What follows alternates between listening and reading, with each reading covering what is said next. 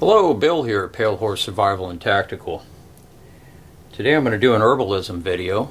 Do something a little bit different from what I've been doing here on the channel.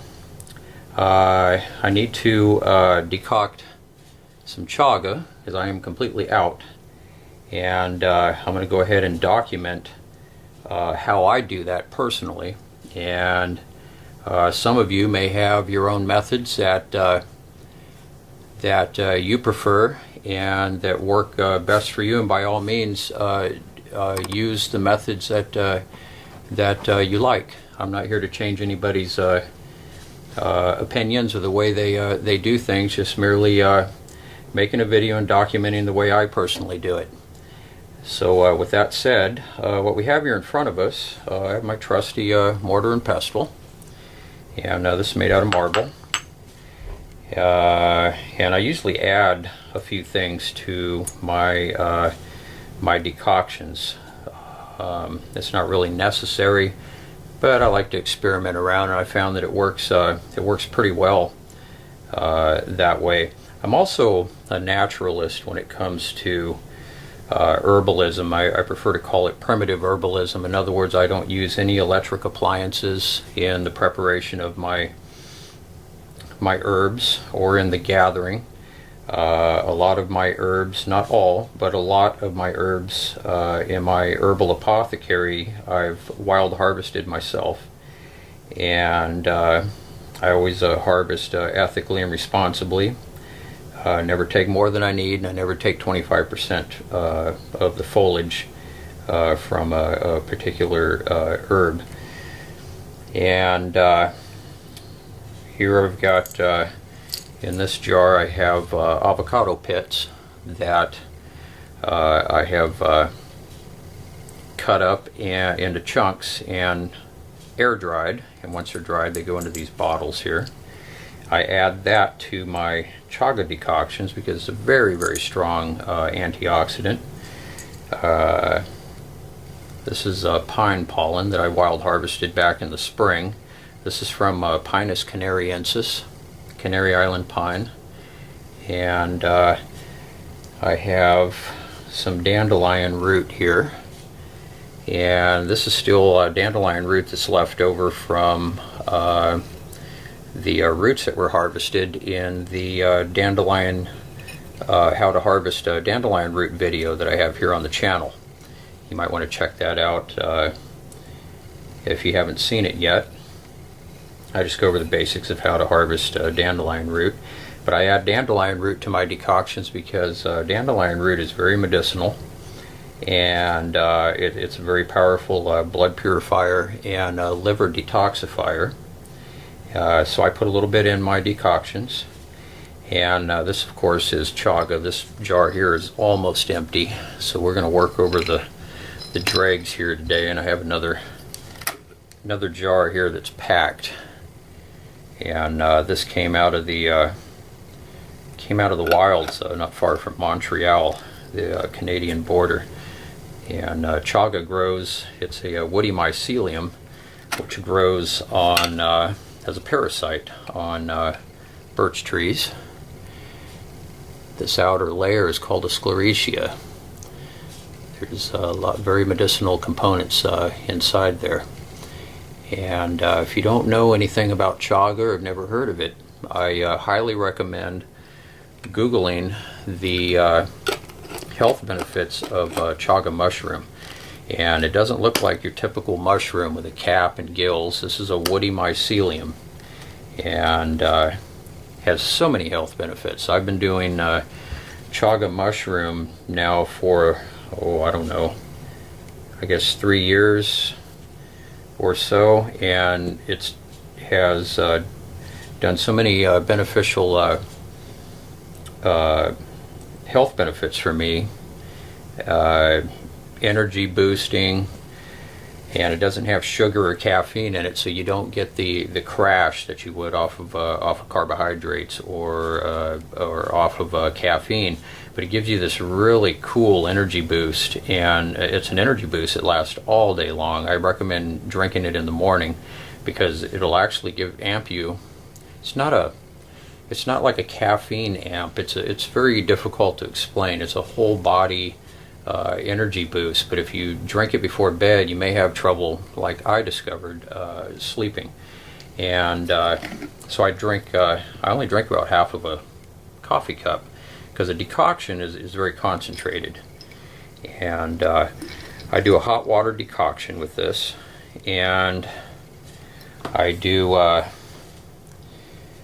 I decoct it for about 4 hours, 5 hours or so, and that allows a lot of the medicinal components to decoct into the water, and the water will actually turn very dark. And when I bottle it, which I bottle it in glass bottles and store it in the refrigerator, where it remains shelf stable for about 2 to 3 weeks. And usually by the 3-week period, I've drank it all up. So now, as I mentioned, I am a primitive herbalist, which is kind of a term that I came up with. In other words, I don't use any electric appliances. I don't allow metal to come into contact with any of my herbs. And that's just a personal opinion of mine, that metal interferes with the vibrational frequencies of herbs, and I don't personally believe that they're compatible. If you have other methods, some people use coffee grinders to grind up their chaga. If that works for you, perfect. I'm not trying to change the way you do it. This is just my personal opinions. So I use an all marble mortar and pestle, and chaga is very hard, so I put my hand over the top here, and it's a little more labor intensive doing it this way, but again, like I said, I prefer to do things a primitive manner. And while I do this, I try to infuse positive thoughts, healing thoughts into the material that I'm working with. And you can keep going over the words in your head: energy, good health, abundance, vitality, whatever happens to work for you. I feel that you can infuse good energy into the material you're working with. Now, herbs should always be stored whole. When you harvest them, air dry them, let them dry naturally, and then put them in glass jars for storage, and store them whole. And the reason for that is you prepare them shortly before you're going to need them, or at the time you're going to need them.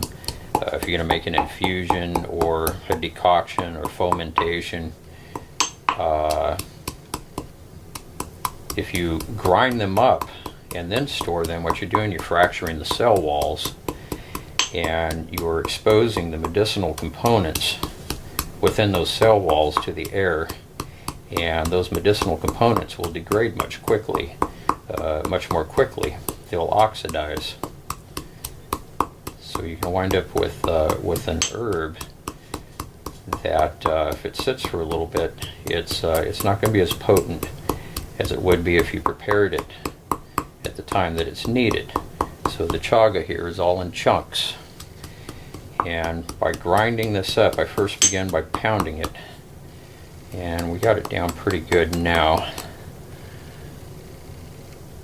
And then I use this method. I take the the pestle, I press in, and I go in a circle, and this will continue grinding this down into a fine powder.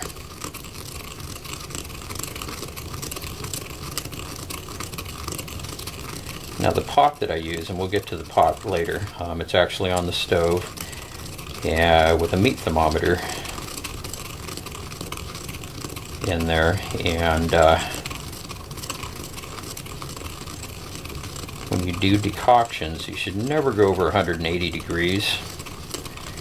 A lot of people boil herbs, and the problem with that is at higher temperatures, you're actually degrading a lot of the medicinal components, if not destroying the medicinal components. Vitamin C is one of the first to go, followed by many other components, medicinal components and vitamins. So what I do, I put a meat thermometer in there, and I always err to the side of caution. I never go over 160 degrees with my decoctions, and it's always worked really good for me. So I take the water up to 160, I hold it steady, and the herbs go into the pot. And the pot's ceramic, no metal. You can use Pyrex, which is also good. Traditionally, it was done in clay pots. Not too many of us have access to clay pots anymore, so Pyrex glass or ceramics will work just fine. Okay, so now we have a nice fine powder here. It's a nice fine powder, so I'm going to go ahead and I'm going to dump this in the bowl. And I never measure anything when I do herbs. I'm doing herbs for a while now, and I allow my intuition to guide me. I've been doing chaga decoctions, quite a few chaga decoctions, so I know pretty much the amount that is needed. Go ahead and break these guys up here. You purchase chaga, you buy the chunks. If you go to eBay, you can find, put in chaga mushroom. There's some very good sellers on there. You can get a pound of chaga, wild harvested, for about $18. No sales tax, free shipping. And the chaga that I've purchased there has been very good quality. It's great feedback, and it comes to me dry. Some sellers, unscrupulous sellers, will mail you chaga that isn't completely dry, and the reason for that is the chaga is heavier, so you're paying for a moisture content in the chaga, and you never know exactly what kind of water they use to wet that down. It may have fluoride in it, who knows. So the good sellers, and there's a few good ones on there that I purchased mine from, and they've always been really good. They send the chaga nice and dry, so I get an actual pound weight-wise of the herb. The botanical name for this is Enonatus obliquus. If anybody was interested. If you Google it up and do some reading on it, you're going to find there's a whole ton of health benefits. It's a powerful immune system booster.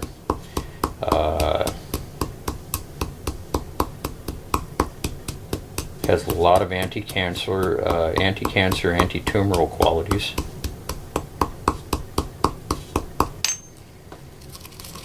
And we're down to the point we're going to grind this now.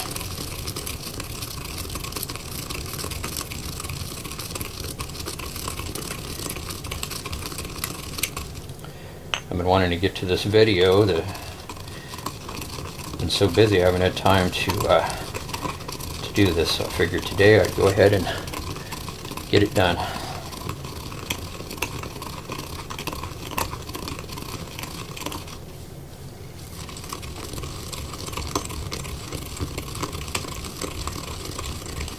You just grind it till it gets into a pretty fine powder. You don't have to overdo it, but that's fracturing the cell walls and grinding it down as fine as you can. It's going to make a lot of the components inside those cell walls available.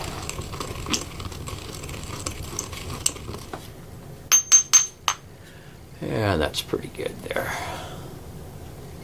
And into the bowl that goes. I think we'll do just a little bit more. We've almost got enough. The stuff is really powerful. I always, after I bottle it, once the decoction's done, I pour it into a couple of glass bottles, and then I cap it and hold the bottles up to the light in the kitchen. And if I can't see light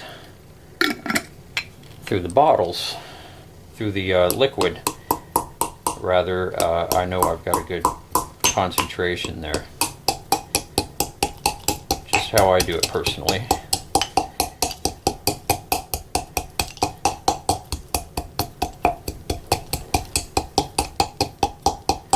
Stuff is, some of it's really super hard, so you have to pound into it. And if you don't put your hand over the top like this, it'll the stuff will just fly out. I've already got a few pieces down here that we'll throw back in here.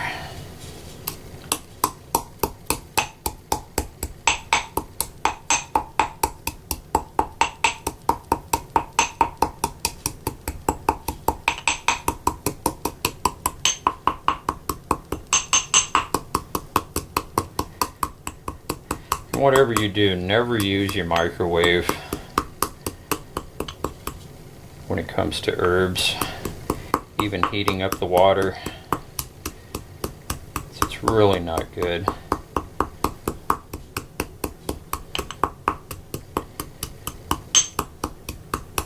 Microwaves can turn certain vitamin components into carcinogenic compounds. They also destroy harmful bacteria, but they also destroy beneficial gut flora, probiotics at the same time. So when we microwave our foods, we're actually eating dead food. That's why a lot of people have a lot of stomach issues. Probiotics are very important. You have to maintain a good level of beneficial gut flora. This stuff, Chaga, also one other benefit, and I'm going to post captions in this video about a lot of the benefits of it and different things. But one benefit that I've noticed, and I've turned a few other people onto Chaga as well, and they've also reported that it does amazing things for stomach problems. If you have acid reflux issues, Chaga is absolutely amazing. I had acid reflux myself, and it has really improved my stomach by at least 90%. Don't know why that is. Don't know what component is in there that acts in that manner, but it is one of the things that I've noticed as a user of Chaga for about 3 years now. That is one of the personal experiences.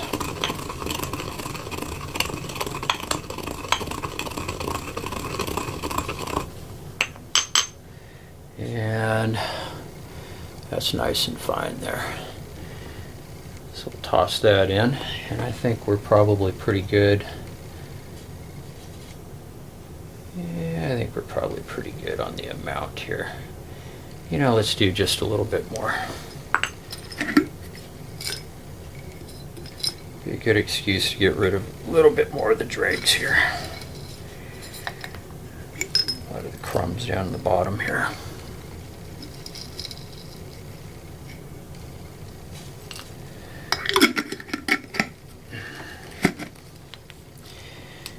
And then once we get this done here,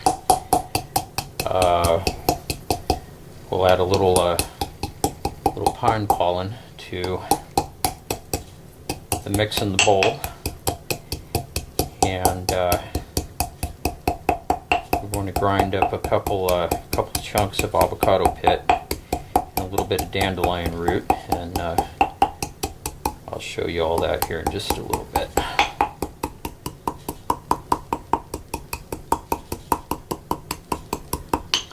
I'm going to be doing many more herbalism videos.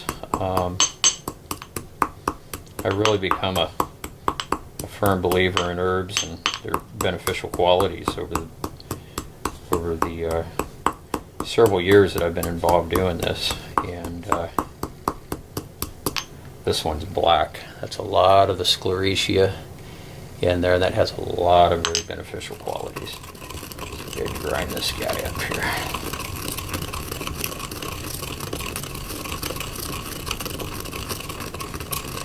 Next video I want to make, if time permits, herbalism wise, is a Plantago salve. I use fractionated organic coconut oil as a base, and that's basically a slow decoction at 160 degrees in the ceramic pot, and I'll wild harvest those. They're in bloom right now, so they're going to be at the peak of their potency.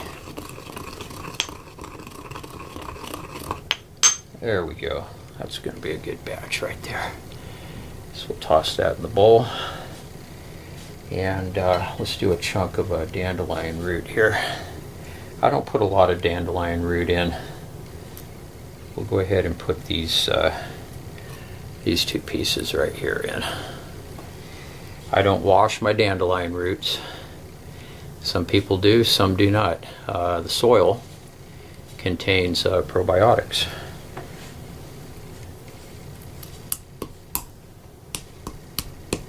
Again, I guess that's part of doing it primitively. I pull them out of the ground, I dig them out. You can watch my video how to harvest dandelion root. It's on the channel here. That's where these came from. And I dig them out and just kind of lightly brush the soil off and allow them to air dry, and they'll shrink as they dry and they become very hard. That's what I've done now. I'm just tapping it with the pestle. I'm going to grind it up here. Fracture those cell walls. Dandelion root is very anti-cancer, anti-tumoral. It's been proven in a few laboratory studies. It contains a compound known as inulin.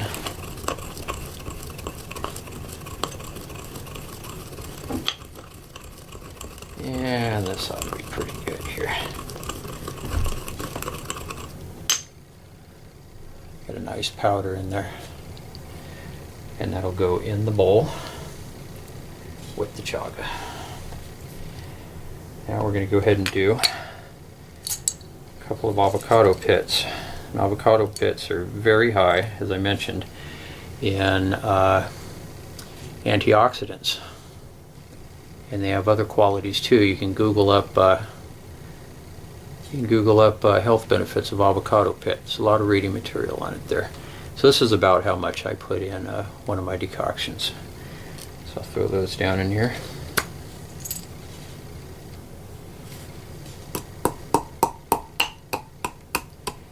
I just take the pit out and I'll cut it into chunks while it's fresh out of the avocado and soft enough to cut. And leave the chunks on a saucer and let them air dry. About a week and a half. When they're good and dry, they go in the into the bottle and are added to my herbal apothecary.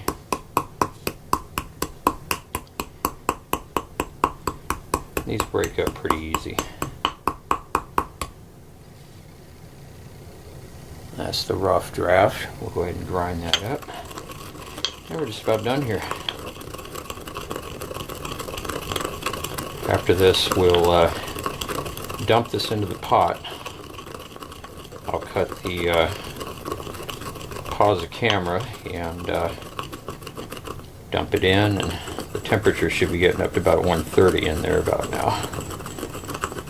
I bring the temp up pretty slow.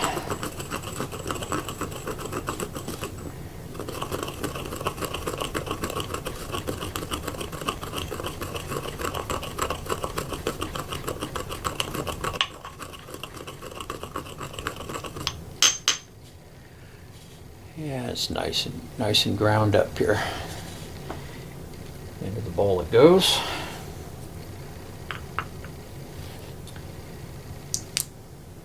This is the pine pollen that I harvested in the springtime.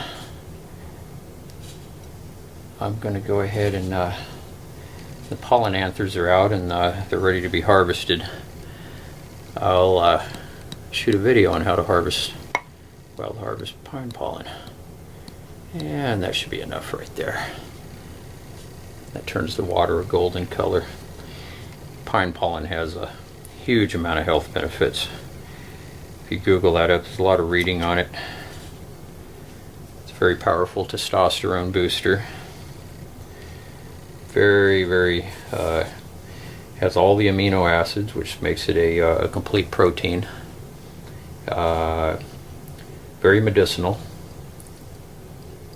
Many health benefits to that, and it's been used throughout millennia for as a very powerful health booster. Okay, so I'm going to go ahead and I'm going to pause you guys and go check on the water, and when the water's ready and up to temperature, I'll cut back in and we'll go ahead and dump the contents of that bowl into the water. Stay tuned, don't go anywhere. I'll be right back. Hello, welcome back.